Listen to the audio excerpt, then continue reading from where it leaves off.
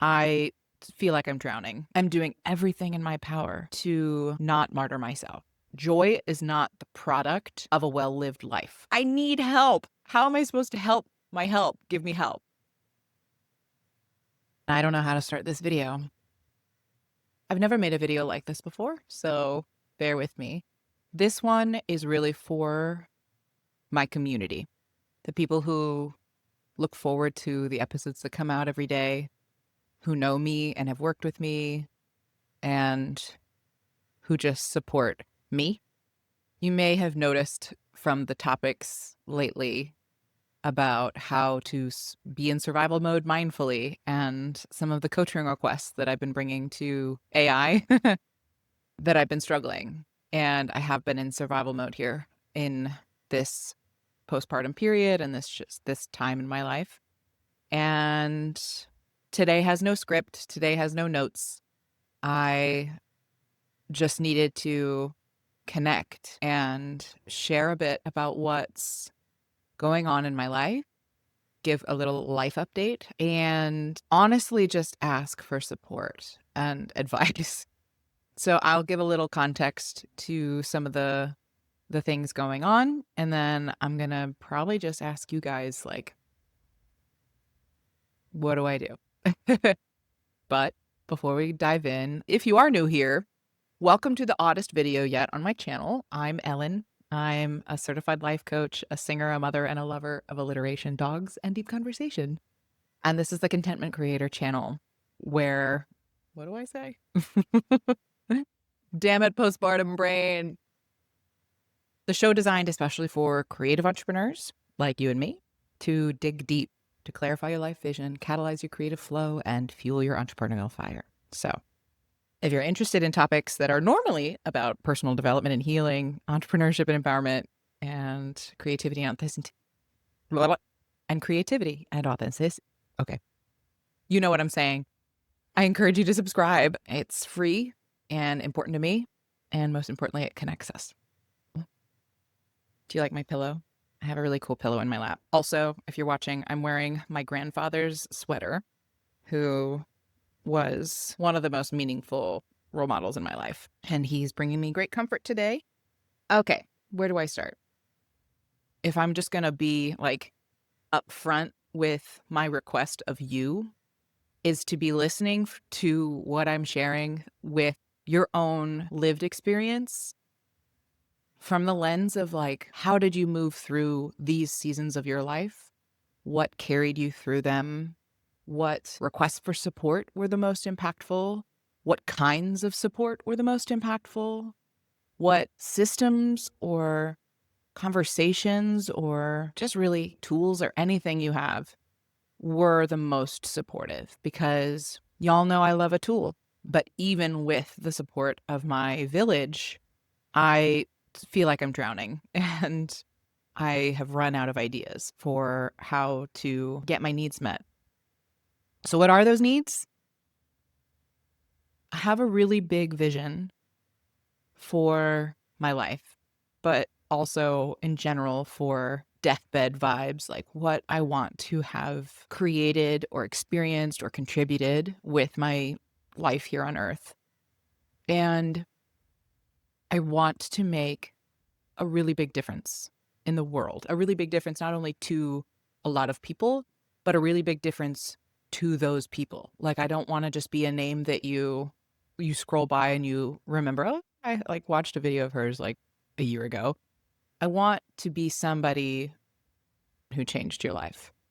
So as someone who carries a mission and a big vision, what can be really hard for me is what I've called my competing commitments. I've always been somebody incredibly ambitious with what's possible, but it's only been in the last few years that I've really connected my ambition and like that work ethic and the drive, the just like grit and willingness to do the fucking work with something that I know is going to do good in the world and like make a big difference. I was a performer before coaching, and I have a feeling in my life I'm going to come back to performing again. But I think what makes a performer exceptional is having something to say. And I think I have something to say, but I have something to do first. And that is through this mission that I'm on to support people in living courageous and content lives. And I have a 9-month-old and a 3-year-old. And I truly am doing everything in my power to not martyr myself, to not make sacrifices of me for my kids, which I will then grow to resent. I am not the kind of mom who can stay at home full time and stop working for years at a time. It's not in the cards for me. It's not in my heart to put down my mission so that I can be the most present mom that exists. To those people who do that, I am in awe of you, period. And I can't do that for longer than like a few months after giving birth. That postpartum bubble and that newborn phase is so special. But there comes a point after both babies that I've had where I'm hungry for creative fulfillment again. My ideas start bubbling back up in my head for what I want to create and do. And I can't suppress that desire, and I don't want to. That being said, I want to raise my kids. Like, I don't want to delegate parenting to a nanny. But we have a nanny. We've been privileged enough to have a nanny part-time who is here to help me and is a teammate to me, where there's 2 of them and 1 of me during a workday. And I honestly I want them to have those memories of them running in the house, coming home from school. They come running in and they're like, "Mom," and they run into my arms, and I have lunch with them and I help them go down for a nap, and the check-ins throughout the day, breastfeeding my baby, coming in if there are big tears and they're calling for mommy, being able to step away from what I'm doing to be the comfort that they need. That means the world to me. And like I said, like, I have an entirely separate self that is fulfilled and needs to create and contribute and lead and coach and learn and live. And so in order for those 2 selves to coexist in my life, I have to have an extraordinarily strong support system and an extraordinarily flexible and resilient mindset or way of being about navigating a very untraditional workday where I can coach a client, I can blow a nose and wipe a tear and breastfeed my child, and I can go and create content and maybe do some working out or going for a walk or something that actually is just about me, and have quality time with my husband all in one day. That's my dream day. I'm present for my kids. I'm present to my dreams. I'm present to my relationships, and I'm present with myself. That's like kind of all I want. I cannot do that without the support in place to give me that opportunity, that time, that space. I need more support in my business and in my life from professionals, right? If you watched my AI coaching video, you're going to know I'm trying to hire a nanny. It's because the nanny that we have used, I will just say, she worked for our family for 11 months. And of those 11 months, she didn't work for 9 weeks. And that was all during like the end of my pregnancy, my birth, my postpartum period, getting back to work, like all of those transitions. She was just disappointingly unreliable. And so I finally I had to reach a certain point where I had the capacity to enter the hiring process again. So we've let her go. We're in the process of trying to find a replacement. I've been searching for 4 weeks and interviewing dozens of people. And right now it's been very clear, frustratingly clear, that I haven't found the right person yet. I've found a lot of really good possibilities. But like I said in the AI video, I have a tendency to look for the best in people and the potential in people and believe in the possibility for transformation and change and growth, right? Like that's something I don't want to change about myself. But as an employer, hiring for potential can have a very negative impact on the way you build your business. And I've learned that the hard way over the years. We're finally getting to the problem, folks. If you're with me still, God bless you for listening to my spaghetti of thoughts finally come into focus. How do you get the support that you need when you need it now? I need a nanny now, and I need a virtual assistant now, and I need a video editor now.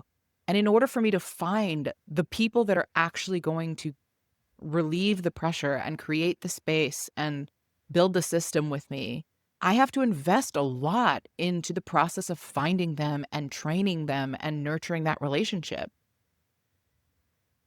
And if you're already at zero, how do you give more to build the support that you need already? I need help. How am I supposed to help my help? Give me help. And please, parents watching this, please tell me that I'm not alone in this, because I kind of feel like, what am I doing wrong? Is this just me? Am I cursed? How do you find good quality childcare? I'm at a loss for like finding the right person.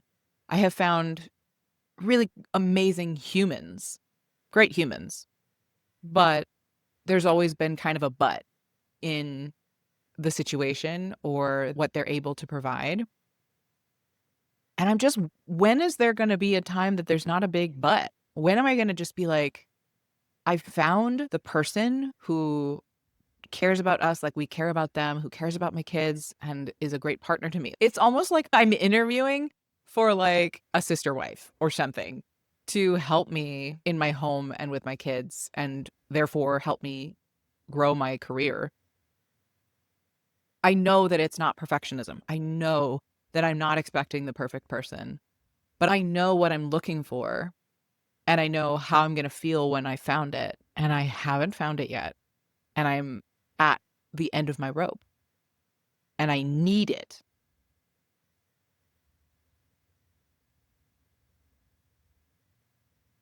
So if you have any ideas or resources or tips on how to find the support that I need, first and foremost in a nanny, then in a video editor, and then the virtual assistant, and then a producer, but I can live without the producer for now. Please tell me. I just I'm at crowdsourcing stage now of just trying anything to figure this out. And then if we go a little deeper than just the problem at the surface here, I feel like as somebody who represents and stands for creating contentment in your life, I am extremely aware of how much choice plays a part in the experience of contentment and joy. Like, joy is not the product of a well-lived life. Joy is the product of choosing joy. So you can have a beautiful life. I know I have a beautiful life, but if you're not choosing to witness your life with joy and contentment, then you don't experience it. And I am at that point in my own life. I've been here again and again and again. This is like my life's work for myself. I want to choose to feel joy. I want to choose to be joy with my family, with my work, with my home, with my community. And I want to experience contentment. I want to live my life to the fullest and to know that I am being who I want to be everywhere. I don't want to say that I feel like a fraud being the contentment creator, saying that I'm not experiencing a whole lot of contentment right now, because I'm a freaking human like everybody. And I know that it's not a linear path, and I know that it's not a set and done experience or feeling. I've found myself waiting for something to happen in order for me to feel content or joyful or just finally where I want to be. It's like, once this happens, then I'll feel that way. And my logical brain knows that that is a bunch of bullshit.